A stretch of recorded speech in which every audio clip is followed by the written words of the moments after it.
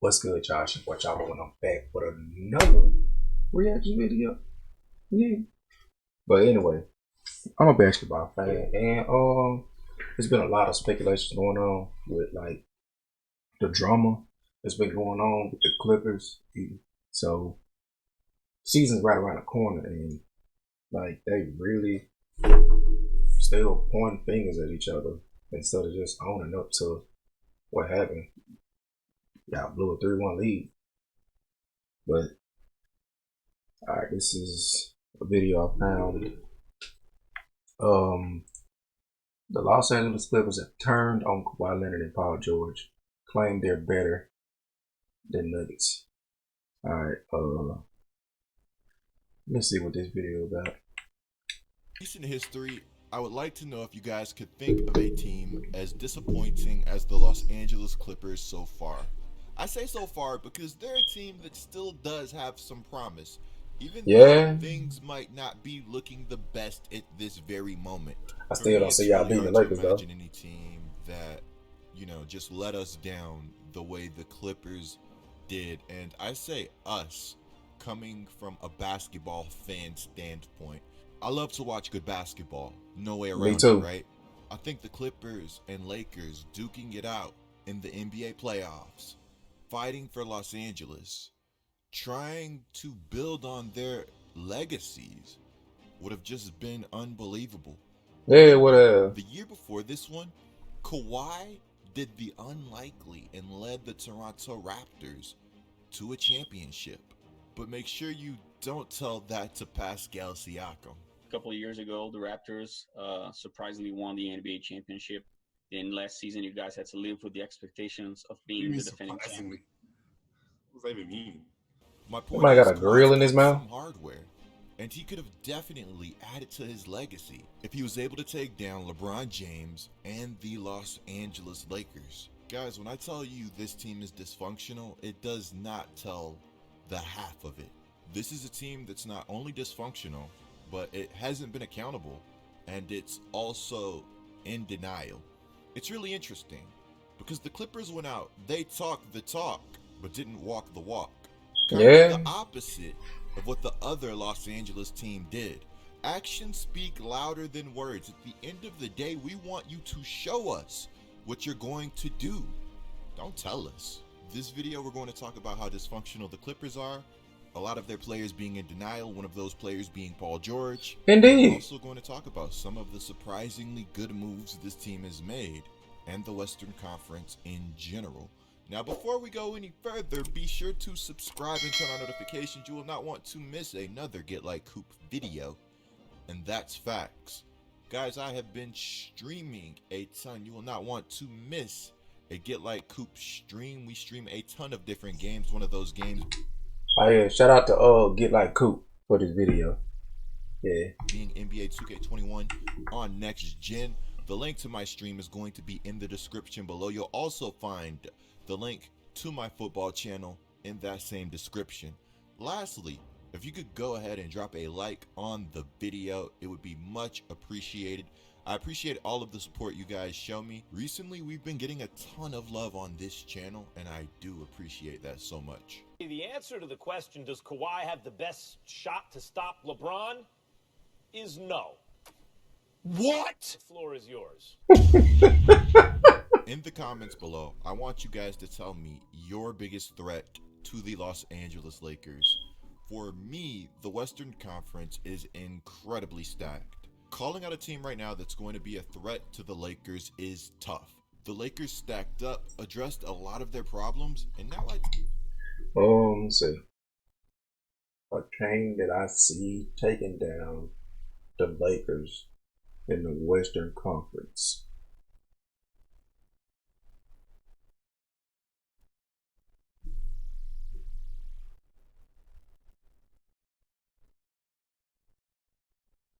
The only team I really can see doing it is the Warriors, but they gotta be 100%. And right now they don't have Clay, so I don't see them doing it this year. If they had a 100% healthy Klay Thompson, I mean, I see the Warriors in the Lakers a run for their money. Besides that, I mean, you can say the Clippers, but they so dysfunctional.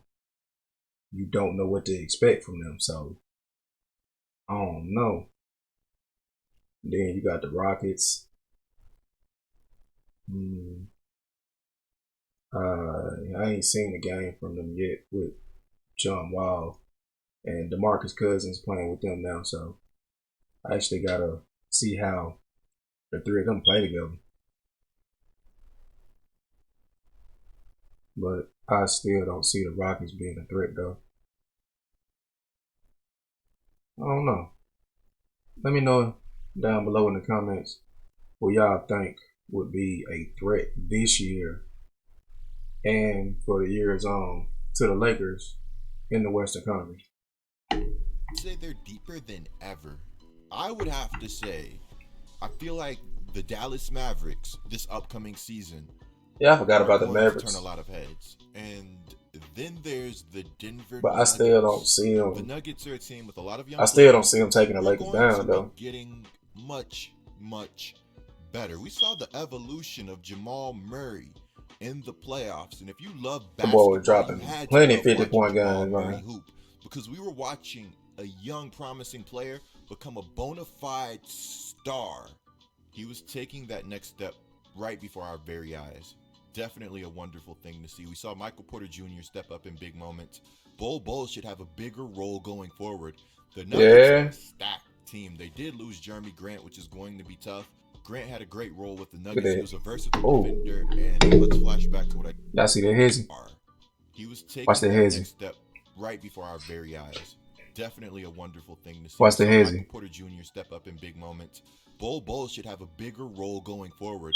The Nuggets Watch the hezzy. are a stacked team. They did Look lose at the Jeremy Grant, hezzy. which is going to be tough. Grant had a great role with the Nuggets. He was a versatile defender, and let's flash back to what I just said. He had a great role. Most importantly, Grant knew his role. And I think you stopped it though. When somebody that hot, at times in the by NBA, hitting turnaround fadeaways in your face and shit, and you now, playing your why am I best talking defense. So much about the Nuggets, Coop?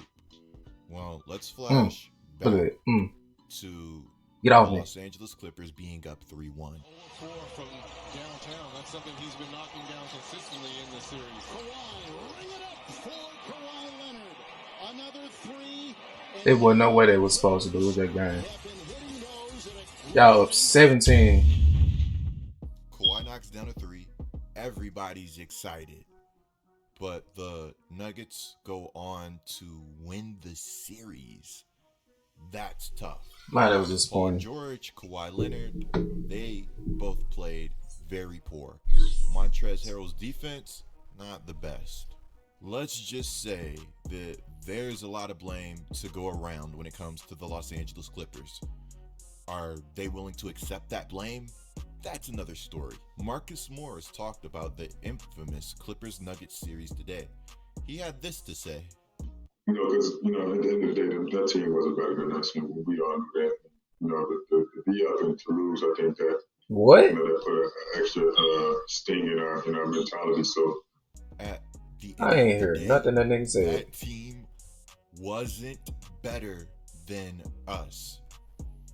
The Okay. Nuggets beat the Clippers 3 straight times. On paper, The Clippers yeah. had a huge lead to close The Nuggets out the was not series. better than the Clippers They on couldn't paper. do it. They had that lead late into the game also. Now, if somebody beats me 3 straight times and wins the series, I'm not going to think that I am better than that team, that my team is better than that team, because they had every opportunity to win, but they just couldn't. If the NBA playoffs was a one-and-done format, like the NCAA March Madness tournament, and the Clippers lost, I'd be like, oh, well, that's one game. Maybe the Clippers were better than the Nuggets. Let me know who you feel like the better team was down in the comments below. I have to give it to Marcus Morris, though, coming out and speaking his mind on the series. But again, at the end of the day, show us you're better than the Nuggets this upcoming season. I don't want to hear it. You guys had every shot to show us in the playoffs, but you didn't. I feel like the Clippers doing all this talk is becoming something that's all too familiar.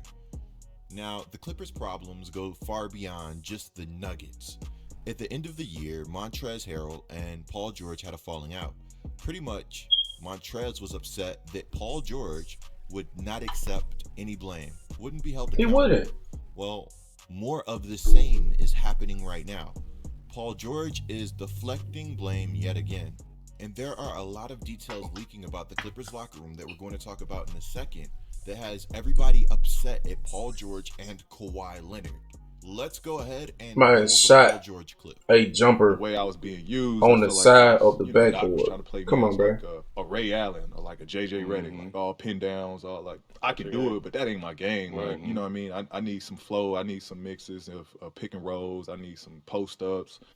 So basically, Paul George says, the way I was being used, I felt like Doc was trying to play me as a Ray Allen or a JJ Redick, all pin downs. I can do it, but it's not my game. I need flow. I need some mixes of pick and rolls, post ups, different touches. Last season was tough. When I first heard this quote from PG, I was like, you know what, Paul?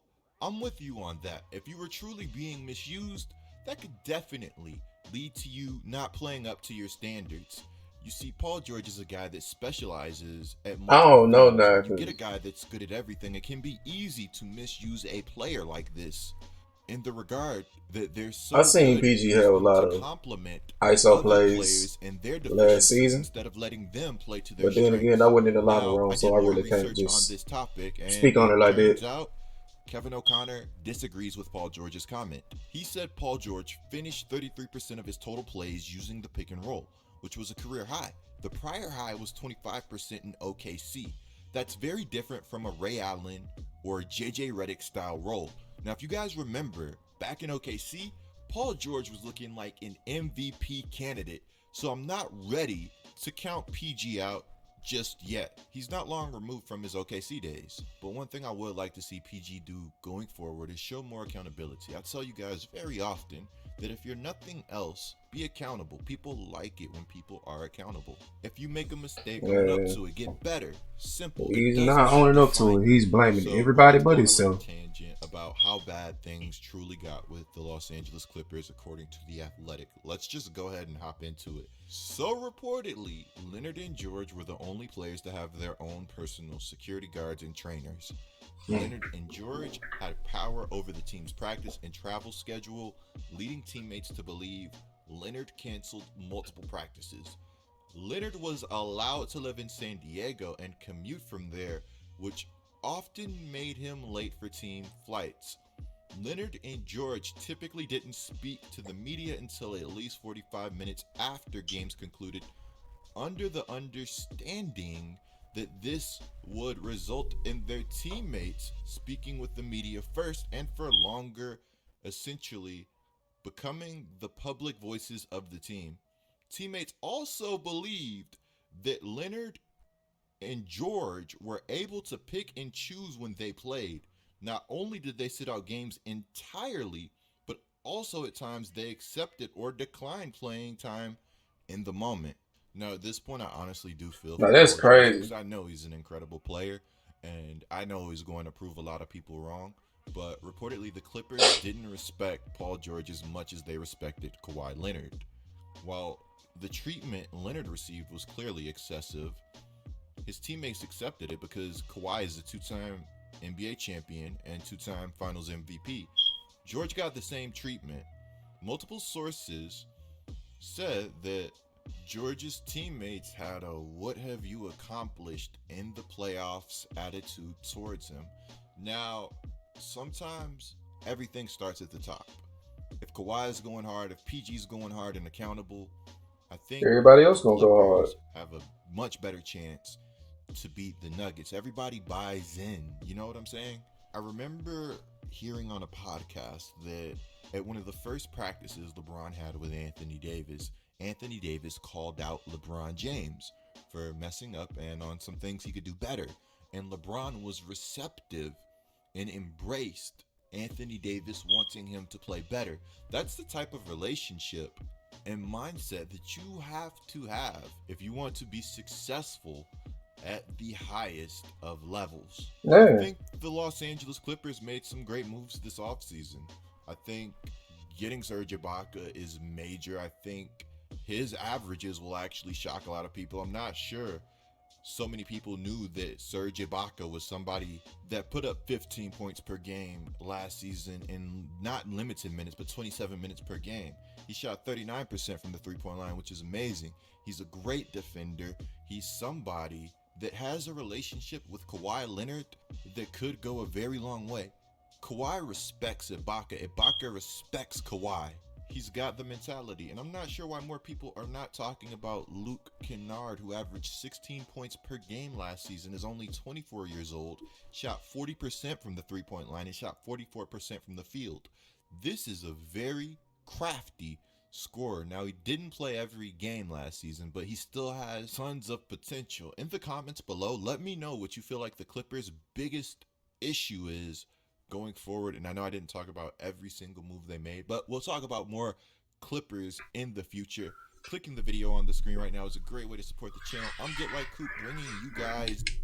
All right. Once again, man, shout out to Get Like Coop for the video. Like, really, that was that very detailed and on a lot of stuff that was going on with their problems, and it turns out that they are still not trying to own up to their mistakes, especially PG. Like, come on, bruh. Like,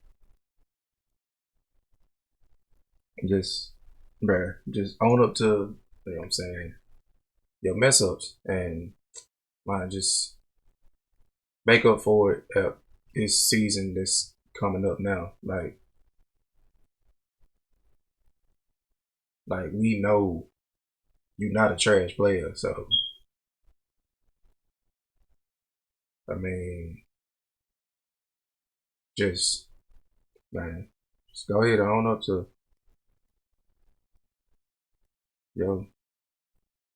whatever you want to call it. Just past postseason.